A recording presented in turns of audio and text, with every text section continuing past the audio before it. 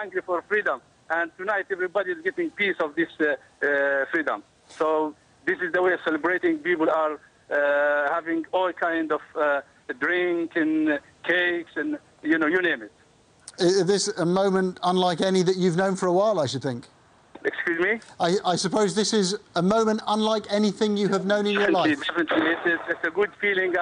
I cannot, you know, describe my feeling. It's a great feeling. And how confident are you, Mr. Hakim, that the Transitional Council will live up to its promises? Excuse me, sir. I really can't hear you very well because there are so many women here around me who are, you know, like singing and celebrating this moment. All right, let me just ask you, in 6 months, how do you think Libya will look? After 6 months, you mean from now? Yeah. Well, hopefully it will try to recover from this last 6 months that we've been, you know, in a really very difficult day. So hopefully the next 6 months, at least we will recover from this last 6 days, and life will start to come back, you know, normally. And this is what we are looking forward. We are looking into better life, you know, forgetting about the past, put the past behind our back, and go forward. Not for a while. Okay. Now, in a few moments, we'll be going to Washington and speaking to our correspondent there, Jane O'Brien, about the reaction from the White House. Well, Downing Street has issued a statement tonight on the developing situation in Libya. Ben Gagan is here. So, Ben, what's the news from there? Well, it's a statement from Downing Street, as you say. It says, it's clear from the scenes we are witnessing in Tripoli that the end is near for Gaddafi. He has committed appalling crimes against the people of Libya, and he must go now to avoid any further suffering for his own people. Now, the Prime Minister is actually away in Cornwall at the moment, trying to finish off his summer holiday that he interrupted to come back to deal with the riots in England. But clearly his office are keeping a close eye on events, and I think we probably will hear from him if this is indeed the end of Gaddafi, and if this is the end of the fighting in Libya, because I think the Prime Minister will feel that this is a vindication. You remember 6 months ago, he came under quite a lot of criticism because there were a number of British people who were trapped out in Libya. The government was criticised for being slow in its response, in not organising an evacuation quickly enough. Then the Americans were cool on the idea to start with of military intervention. But Mr. Cameron, along with President Sarkozy of France, managed to push through these 2 resolutions at the UN, and I think now will clearly feel relieved if this is indeed the end of this. But of course there are questions to follow about, well, how do you bring stability to the country after so many months of violence? It will also be important to David Cameron because when this all began, before in fact the NATO bombings began, he was told by senior military officials that this can't be won. Gaddafi cannot be defeated just by air power alone. But actually it seems to be happening because there are no British or other foreign troops on the ground, really. That's right. There was a good deal of scepticism about the whole operation from some quarters, particularly, as I said, the Americans. But I think what changed was when you had the Arab League giving their support and you had a growing number of people who were willing to provide airplanes and so on. And the momentum developed so that they were able to get these 2 resolutions passed at the United Nations. And so I think, I mean, even in the House of Commons, there were some people who were sceptical about this. Some MPs were asking questions about whether the military campaign could be carried out quickly, and some were worried about whether the military campaign was straying beyond what was sanctioned in those UN resolutions. But I think certainly if this is the end, and of course things seem to be quite fluid, but if it is the end, then clearly the government, Mr. Cameron in particular, will feel that they took the right decisions in order to protect civilians in Libya. It's also cost quite a lot of money, and that was one of the issues for the Americans, of course. But more money presumably now will go from Britain to help Libya, even though, of course, it's got plenty of oil, but all of that will take time to come back into the pipeline and then sold to its European markets. Britain, do you think, will be playing a big role now in helping Libya once eventually this is completed? Everybody does believe that now Colonel Gaddafi is going to be defeated. Well, I think we've got to hear, we will be hearing more about the plans for the future of Libya, and I think that is going to come as soon as tomorrow morning. We may hear more from the government about more money that they are willing to provide to help bring stability, to help bolster some of the institutions of government there, and so on. But yes, I mean, these are the sorts of questions that the government will now have to answer. Having conducted this military campaign, you know, people will want to know, well, you're not going to make the same mistakes as were made in Iraq, where not enough thought was given to what happens after the military action. People will want to know that there is a proper plan in place to try and sort the country out. Excellent. Ben Gagan, thank you very much.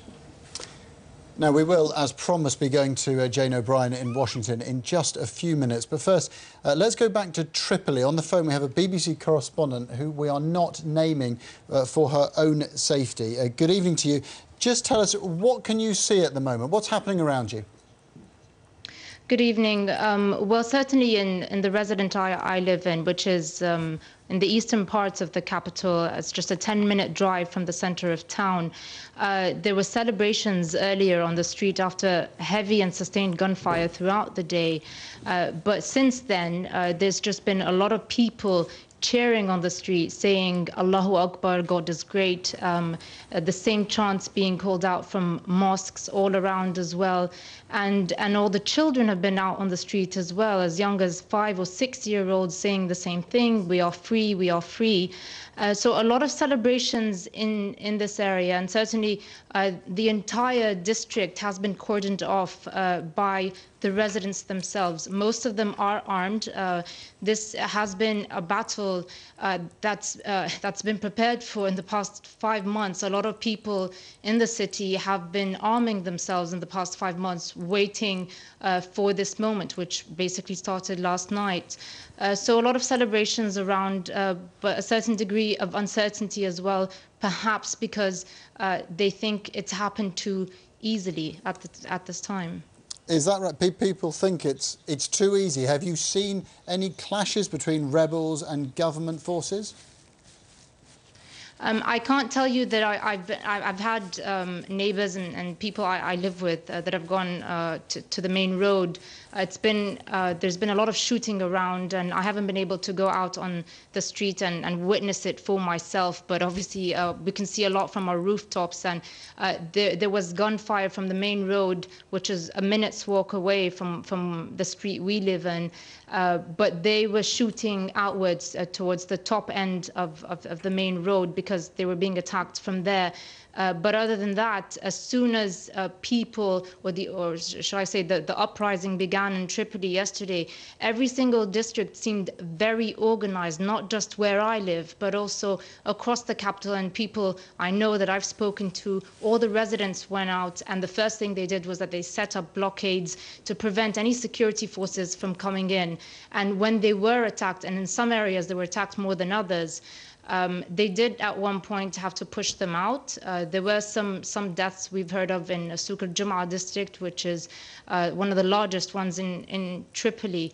But yes, there have certainly been clashes, but also throughout today. But for the past 3 hours, really, it's died down pretty much across the capital. And all we keep hearing is people saying God is great and we are free. This conflict has been pretty entrenched, and at times it seemed that movement has been almost granular, and yet it seems over the past 48 hours there has been huge gains and rapid advances by the rebels. Has that surprised people in Tripoli? In a sense, yes, but to a large degree, no. I think people have been waiting for this hour, or what they call the 0 hour, for 6 months now. Things have been very difficult, especially here in the capital, because the security clampdown was so great that after the first time they came out to demonstrate against the government, there were so many people arrested, so many kept in detention centers, their families not knowing where they are. The last figures we had from reliable sources were up to 50,000 prisoners taken. So the security clampdown was to a large extent unexpected, and it really it caused residents in the capital to go completely silent, essentially, and not take to the streets anymore. But having said that, they had also been secretly planning to come out again at one point, especially since the uprising here turned into a conflict, an armed one, which no one expected would ever happen in Libya. So people are surprised in a sense that now it's moved so quickly in the past 48 hours, but they've been waiting for it for more than 6 months, especially here in the capital. Just give us a picture of how you're getting news, how those around you are finding out about the progress and the developments today. Well, surprisingly, which we couldn't do for the past 6 months, it's all been through the phone. People are no longer scared of talking about what they know on the phone. They're all talking freely about some police headquarters that they broke into and took weapons from. Or that the rebels have set up blockades, etc., etc. So really, for the first time in 6 months, I've been able to contact my sources and speak freely to them and have them tell me exactly what's happening, where they are and what they've seen. So that's largely been how we've gathered much of the information. I can also tell you some latest news I got from reliable sources who tell me that residents the residents in an area called Shara al-Nasr or Al-Nasr Street say that the rebels have surrounded one of the state broadcasters' headquarters there, and they're negotiating for everyone in there to surrender. The problem is, I'm not entirely sure that state television has really been broadcasting from any of their headquarters in the past 5 months. From what we know, a lot of their equipment has been set up at the Rixos Hotel, where most of the foreign journalists have been placed as well. But all in all, it's symbolic for them, I suppose, to take over a state broadcasting building. And I think if they do manage to get in, we may see something on television as well. But we'll have to wait and see and not make any quick conclusions at the moment. I can also tell you, I've spoken to several reliable sources who've been driving around the areas outside the districts where they've consolidated control, and they tell me there is no sign of the regime's brigade forces anywhere. And I find that very surprising, and I think they do as well. So having said that, there is still an element of uncertainty, and some are wondering if there is a grand military scheme of sorts that may suddenly come to light, whether they may suddenly be attacked. Certainly, we've seen the government spokesman, Musa Ibrahim, saying or talking about 65,000 soldiers, though I'm not sure if that number is accurate, that are willing to fight. We certainly haven't seen any elements of them. I live in a very large district in the eastern part of the capital. I have reliable sources and friends I've made over the past 7 years in this country that live in very important and very large districts as well that haven't seen any of those supporters, those volunteers that they've armed. And I can tell you there are a lot of volunteers that they supposedly armed that were, in fact, opposition who pretended to be supporters of the regime simply to gain a Kalashnikov for this day. OK. Thank you very much for your time tonight. That's one of our correspondents who we haven't named for safety reasons. Well, some interesting lines coming out of Tripoli. One that says the internet has been re-established in the Libyan capital for the first time in 6 months, and state television is claiming that its signal is being jammed. Let's go to Washington, D.C., because our correspondent Jane O'Brien is there. Jane, any news from the State Department, from the White House, anything yet? Well, the State Department says that it is monitoring the situation closely, but clearly the offensive for Tripoli is underway. Now, President Obama is actually on holiday at the moment in the island resort of Martha's Vineyard, but State Department spokeswoman Victoria Nuland said that both he and the Secretary of State Hillary Clinton were being regularly briefed and were also in close communication with the Transitional Council partners and allies. There's no word, though, whether or not President Obama will be returning to Washington anytime soon as the news continues to break in Libya. She also said that Washington continued to encourage the Transitional Council to reach out to all segments of Libyan society and to prepare for a post-Gaddafi Libya. Well, certainly the President will want to capitalise on this after the recent budget crisis, and he'll have something to say, presumably, about a new Libya and about America's role in that, presumably, do you think? Well, I think at the point at which exactly the shape of the new Libya becomes clear, I'm sure he will have something to say about it, because this has been a very unpopular intervention as far as American people have been concerned. At the time, there were a lot of questions in Congress, lawmakers very unhappy that the country seemed to be involving itself in yet another conflict when already Iraq and Afghanistan were taking up so many American resources and American lives. There was great concern that the mission in Libya was too unclear, too open-ended, that it would suffer from mission creep, and that the notion that it was for humanitarian reasons just really wasn't clear enough. This was compounded at the time as well when one of America's top commanders suggested that America could envisage a Libya where Gaddafi remained. It wasn't specific about in what capacity, but there was a real sense of confusion and anxiety about what exactly American involvement would mean here. The rapprochement made by the United States and the United Kingdom, amongst others, with Colonel Gaddafi a few years ago was in exchange for him helping to fight terrorism. It was George W. Bush, of course, who said, as far as terrorism was concerned, you're either with us or you're against us. But do you think the US is now still concerned about what may happen with potential al-Qaeda in North Africa trying to establish themselves in Libya? I think there is great concern still over who exactly the Transitional Council is. We know that the administration is in close communication with the rebels in Benghazi. That was established fairly early on. But again, there was great concern over how many factions were involved and who may be leading them and what shape a transitional government would actually look like in Libya. And I think that remains of great concern, and it's something that, as the State Department spokeswoman Victoria Nuland said, they will continue to monitor closely. All right, Jane O'Brien in Washington, D.C., thank you.